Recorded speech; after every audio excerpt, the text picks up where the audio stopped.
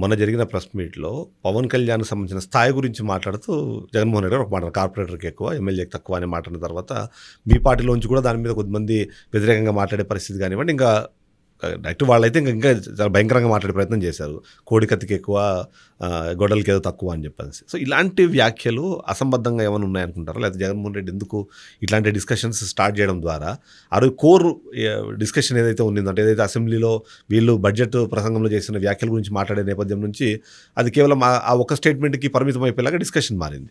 So అలాంటిది అవసరం అంటారు అక్కడ? అంటే లేదు సార్, ఇక్కడ మీరు ఒక వ్యాలిడ్ పాయింట్ అడిగారు, దానికి ఖచ్చితంగా సమాధానం చెప్పాలి. మేము అధికారంలో ఉన్నప్పుడు కూడా జగన్మోహన్ రెడ్డి గారు ఏదైనా ఒక కార్యక్రమానికి సంబంధించి, సపోజ్ అమ్మఒడికి సంబంధించి ఎంతెంతమంది పిల్లలకు వస్తుందో ఒక అమ్మఒడికి డబ్బులు రిలీజ్ చేసే ఏదైనా బహిరంగ సభ పెట్టి అలా రిలీజ్ చేస్తారు కదా ఆ రోజు ప్రోగ్రాం.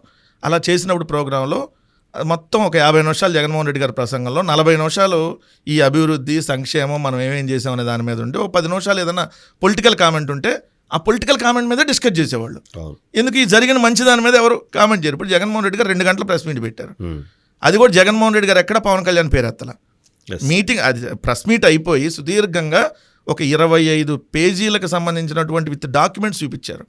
బడ్జెట్ ప్రసంగం 44 పేజీలు, జగన్మోహన్ రెడ్డి గారు 25 పేజీలు ఉంటుంది. మీకు మొత్తం ఆ పీడిఎఫ్ చూస్తే 25 పేజీల్లో ఏంటంటే మొత్తం వివరాలతో సహా, లెక్కలతో సహా, ఆర్బీఐ నివేదికలు, లేదంటే మీరు అన్నట్టుగా ఏదైతే ఎకనామిక్స్, సోషల్ ఎకనామిక్ సర్వేలు మొత్తం విత్ పేపర్తో మొత్తం ఆయన ప్రూఫ్స్తో చెప్పినాక వెళ్ళేటప్పుడు ఒక విలేకరు అడిగిన దానికి ఆయన కౌంటర్ ఇచ్చారు.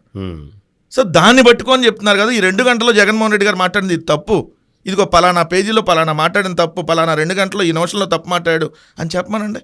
అంటే వాళ్ళ దగ్గర విషయం లేదు కాబట్టి, వాళ్ళు ఆల్రెడీ తప్పు చేశారు కాబట్టి ఏదో పాయింట్ పట్టుకొని డిస్కషన్ దాని మీద మళ్ళీ ఇచ్చాలి. కానీ జగన్మోహన్ రెడ్డి గారు అందంటే తప్పేందండి. కానీ జగన్మోహన్ రెడ్డి గారు స్థాయి పెంచాడు ఇంకా పవన్ కళ్యాణ్ని. మామూలుగా అయితే కార్పొరేట్ స్థాయి కూడా కాదు పవన్ కళ్యాణ్ని. జగన్మోహన్ రెడ్డి గారి కంటే ముందు వచ్చాడు రాజకీయాల్లోకి పవన్ కళ్యాణ్. 2008లో వచ్చాడు. ఇప్పుడు 10 జెండాలు మోసాడు. 16 ఏళ్ళు అయింది రాజకీయాల్లోకి వచ్చి. 2024లో ఆయన ఎమ్మెల్యే.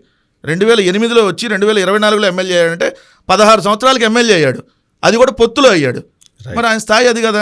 జగన్మోహన్ రెడ్డి గారు 2009లో వచ్చాడు, 2 సార్లు ఎంపీ, 3 సార్లు ఎమ్మెల్యే, అపోజిషన్ లీడర్, సింగిల్గా 151 సీట్లతో ముఖ్యమంత్రి.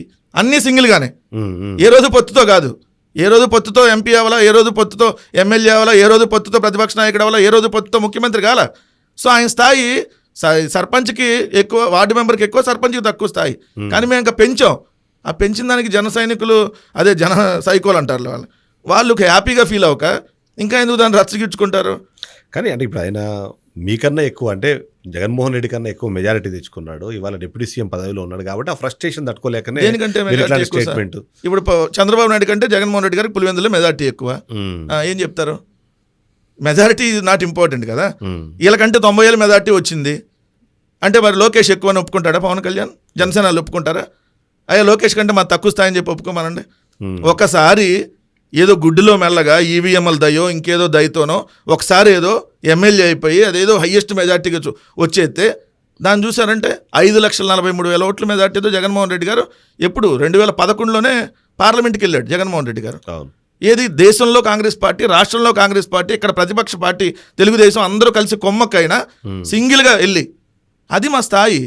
సో నువ్వేదో జీవితంలో ఏదో ఒకసారి ఎమ్మెల్యే అయితే చాలామంది అవుతారు ఇప్పుడు జీవితంలో ఒకసారి.